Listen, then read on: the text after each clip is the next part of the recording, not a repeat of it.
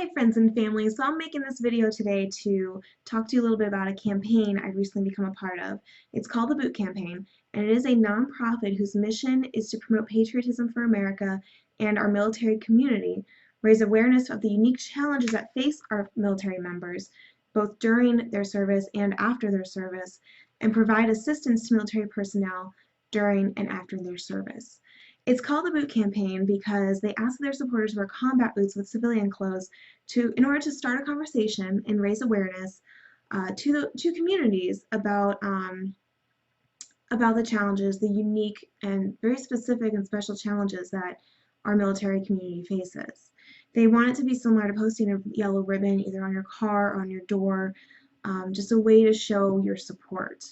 The boots are sold on their website, and the money that they earn from those sales help fund their assistance programs. And their assistance programs are meant to bridge the gap between the government programs that provide for different needs of the military community and the special challenges that they face. Sometimes those benefits take a while to kick in, so this helps to bridge that gap to prevent veterans from going into any kind of huge financial debt or financial ruin sometimes, to get them the help they need that, let's face it, that need is not necessarily being met in this country right now. So many of you have seen my post about the push-ups for charity. I actually came across this through Tony Horton, the P90X guy, and what it is it's a fundraising campaign and an awareness campaign, and it starts with how many push-ups can you do in 90 seconds. Now I have signed up for this and I totally plan on doing push-ups for 90 seconds more than once.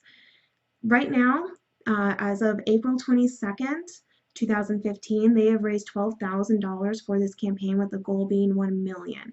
And what they plan to do with that $1 million is to change the lives of 500 veterans. They're going to break that up into 500 grants to give to veterans based on their need. Now, it's not necessarily 1 million divided by 500. It's most definitely need-based, and they're going to divide it up and do what they can, make the biggest impact and biggest change they can for those families and those veterans. The challenge kicks off on Armed Forces Day, which is May 16th, and it goes until August 16th. I am starting early because I feel that, why wait? And I've decided to make this a little bit of a game. Before I describe the game to you, though, I wanted to just tell you just what your donation would help to do. This, like I said, this nonprofit does a lot for military families and veterans, and it's no one specific thing, but some of the things they've done in the past is they provide counseling for post-traumatic stress for both the veteran and the family, as well as other therapy services. They help to purchase prosthetics and mobility equipment for veterans who have lost limbs or become injured during their service time. They also provide and pay for wellness retreats for military couples. And I know this sounds like kind of a funny one, but the military does provide marriage retreats for couples. In our 5 years in the military, we've only been able to attend one, and this was before Phil's first deployment. And as a military spouse, I can't tell you how helpful they've been with our marriage. It's no secret that the military puts a lot of strain on a marriage, just the nature of it. And we hope that most couples have the resources they need to come back together after a prolonged time apart and make it work. And most couples do, but let's not forget that the military has a very high divorce rate. So these wellness retreats are meant to help bring that divorce rate down, to lower the stress between couples and improve relationships. And I believe that they really do help with that. In fact, I'm going to look into their marriage retreats for Phil and I, because I'm not afraid to admit that we don't have the perfect marriage, and the military has a lot to do with that. But a marriage is coming in every day and making sure that you're making it work and making the choice to get through the tough times and get back to the good times. And I think probably every marriage can admit that they've hit those hard times, and military couples tend to hit them more often.